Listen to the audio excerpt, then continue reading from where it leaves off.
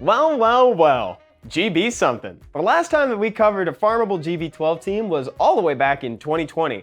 That's 3 years ago, or at least 2 years and a little something for your trouble. So let's fix that. There are going to be 3 distinct segments to this video: the Super Starter team, the upgraded version, and the hyper efficient teams. So let's go ahead and get started with the Super Starter team. This is extremely farmable. In fact, most of the monsters that you need to complete this team are handed to you on a silver platter, made of a book. It's the Summoner's Way questline. Please note, this is a very slow team, but it'll do the job until you complete your first fusion. Now, I'm not going to dwell too much on how to get these monsters, but if you're curious and you'd like a little more detail, then you should check out the best monsters for new players and how to get them video. It's already on the channel. So with all that said, let's get this started. I'm gonna go loosely by turn order for this one. First of all, it's Fran, the Light Fairy Queen, who's actually going to be your leader for this team. You're gonna wanna rune her on speed, HP. And if you're new to the game, when I talk about that, the rune hexagram is divided up into 6 different slots. And the 2, 4, and 6 slots offer the biggest benefit on their main slot. So when I say speed, HP, I'm talking about the 2, 4, 6 slots. And notably, those are the only ones that can feature percentages in that main stat as well. For more details on how runes work, check out the Beginner's Guide to Runes video on the channel too. So back to Fran. She should be runed on Swift if possible, and eventually you're gonna wanna aim to get that speed stat to as close to an additional 100 as humanly possible. Now you may be thinking, why isn't she runed on attack even though her heals clearly say that they scale with attack? Well, the answer is as follows.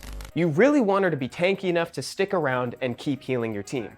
And her third skill buffs her own attack, which feeds back into it, thus making her heal more. So between the attack and the substats and the buff that she applies to herself, you'll be doing just fine. Next is Lauren, the Light Cowgirl.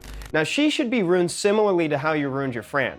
Though instead of attack in the substats, you'll want to try to aim for accuracy. Specifically around 70 to 80% accuracy so that she can reliably land her defense breaks, her slows, and her attack bar reduction. Though, granted, there is a little bit more wiggle room in that accuracy stat than there used to be. Shannon the Wind Pixie is a natural 2-star unit that you can actually keep it 5-star for the purposes of what we're doing here today. She is a support unit who buffs your attack and your defense, thus keeping your team alive for longer, and she also inhibits enemy damage directly by applying a glancing debuff and indirectly by applying a slow debuff. And that slow makes it so that the enemies don't get to their turn as quickly. Now something to keep in mind is that runes for Shannon are actually a little bit less restrictive considering that most of the enemies you'll be facing are at an elemental disadvantage to her. One thing that you're going to want to keep in mind though is that because she buffs attack, she should be moving ahead of your damage dealer. Now how you do that is up to you, but if you rune her on either Swift or Broken, you'll be fine just so long as she moves around that point in the team. She's going to be one of the first units that we replace going forward, so don't invest too much in Shannon at the time being. The team continues with Bernard the Wind Griffin, who could be worth a 6-star somewhere down the line, but again, same as with Shannon, for the purposes of what we're doing today, he can be 5-star. Bernard is a support unit by way of increasing attack bars and buffing attack speed. Now, if we're covering these monsters according to turn order, then Bernard should be moving right around here, so that way he can increase the attack bar of your damage dealer, who is going to be runed the slowest on the team. Bernard also has a defense break on his skill too, so if for some reason Lauren missed every instance of defense break, then you've got another chance here. The final member of the Super Starter team is the second awakened Crow the Dark Inugami, who is probably the best damage dealer early. You'll want to rune him on Fatal Blade with attack, crit damage, HP. I found in my experience that HP on slot 6 for damage dealers generally helps with the team's stability, though if you can get away with attack on slot 6, then more power to you. There are a few more stats to keep track of though with Crow. Most importantly, crit damage doesn't mean a dang thing unless you actually have some crit rate to back it up. So you want to aim for at least 80% crit rate.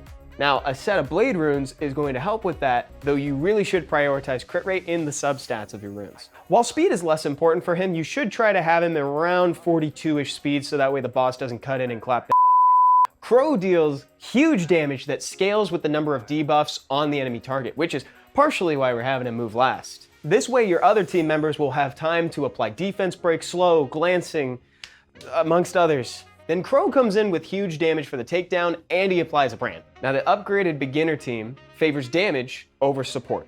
So first order of business is to free up some slots. For this version, we're going to take out Shannon and Bernard and replace them with your first fusion monster and another damage dealer. The first replacement and your new leader is either going to be Varamos the Dark Ifrit or Sigmaris the Water Phoenix. Now, around this point in time, I still prefer Sigmaris to be your first fusion. However, thanks to a few meaningful buffs to Veramos, it's more of a toss-up than it used to be. So the choice is ultimately up to you, but I'm gonna go over them both. Let's start with Sigmaris.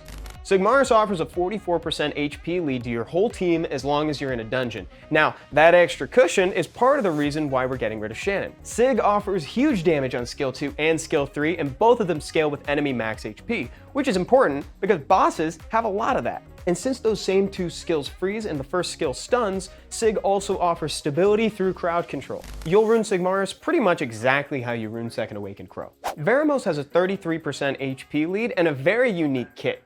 Every single turn, Veramos will cleanse one non-crowd control related debuff off your entire team, which is great because if there's a window where Fran didn't apply immunity and somehow your whole team has defense break on him, Veramos takes a turn, just wipes that whole thing away. He also offers an AoE stun on skill 2, and if it doesn't stun, then you get an attack bar reduction, so the worst case isn't even that bad. And that same skill also scales with the enemy's max HP now. Nowadays you can rune him on Swift with speed, crit damage, HP on your 2-4-6 slot since he can contribute damage as well as support your team. The next member of your team that I'll suggest is Second Awakened Naomi the Wind Marshal Cat. And she is insanely fun and ridiculously easy to rune. She'll do huge damage, and thanks to her passive, she needs 0 crit rate to do it. Just rune her on attack, crit damage, attack, and look for all the crit damage you can in the substats. If you're able to put her on Rage, amazing. If you just can get more crit damage through Fatal or Broken, then so be it. Go for stats over sets with her. As for other changes to the team, by now you probably have access to some more runes, so we can make a few adjustments. Fran and Lauren can be on Violent if you'd like. I would just warn you that if they proc and deal 3 extra hits to the boss, that could tick him up towards that counterattack hit. So you'll want to make sure that they're runed to take that damage. I find that an additional 20,000 HP is more than enough to tank the hit. But what I'm saying is just be careful if you do that. Crow can also be on Rage or Violent, or you can keep him on Fatal. I really don't care. Before we move on to the hyper efficient teams, I'm just going to list a few other monsters that can rest in that damage dealer slot that we just covered with Naomi. First of all, Tarasvelg, the Wind Barbaric King. There's also Savannah, the Wind Beast Rider, if you happen to have her, or Laika, the Fire Dragon Knight. Laika is particularly cool because if you happen to have one, he can pretty much guarantee success in GB12. It's essentially impossible for the boss to take down Laika in a 1v1, considering it takes 5 hits to eliminate Laika off the field. Plus, Laika heals on skill 1, so he's never going to be at that threshold.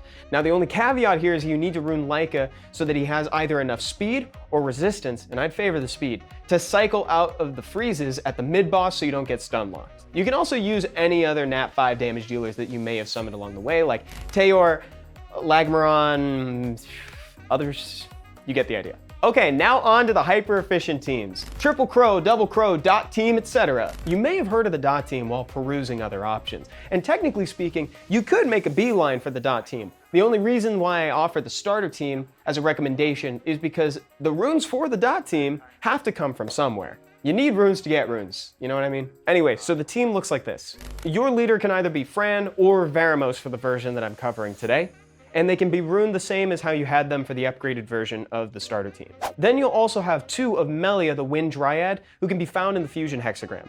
Now, I love Melia for this because you can keep her at 5-star for the team. Heck, you barely even have to awaken her. I like to have one Melia that's runed faster on Swift and another one that's runed on Violent, but that's just personal preference. Second Awakened Seth, the Fire Grim Reaper, is definitely the breakpoint for the team though. His passive doubles dot damage. Now that is a universal effect, so it will affect your team as well, though that rarely comes into play.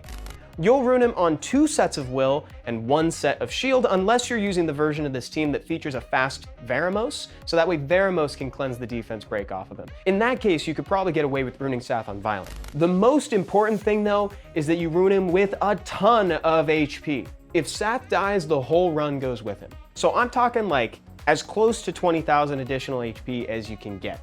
With other units, you can stand to lose them, but Seth, can't lose Seth. Finally, it's Second Awakened Tatu, the Fire Pixie. She detonates dots. So instead of waiting around for your enemies to take turns, you can just pop that 3rd skill and watch all that damage go off. It's incredibly satisfying. So just like Seth, you're gonna wanna rune her very tanky with about 20,000 additional HP. But what's most important is that she moves last on your team. She needs to be last so that the rest of the team has their chance to apply dots, and then she can detonate them and close out the run. And this proves to be actually pretty challenging because she's got the highest base speed in the entire team at 111. So keeping her slow but also making sure that she doesn't have zero additional speed is quite tough. But I'm confident that you can do it. An upgrade for this team features Lucian. Now in this version, he is your leader, and it also requires him to have enough crit damage and additional attack from scattered around fight sets so that he can one-shot waves with a single use of his amputation magic. Now there are some other teams out there, like the endgamey triple crow team, as well as the one that features 2 crows, a melee, and a Lucian, but the ones that I've chosen to talk about here are the ones that I find to be the most accessible. These teams will get you started, but innovating on the conventional team structure is what makes Dungeons so much fun. Thank you all so much for watching. I'll see you next time.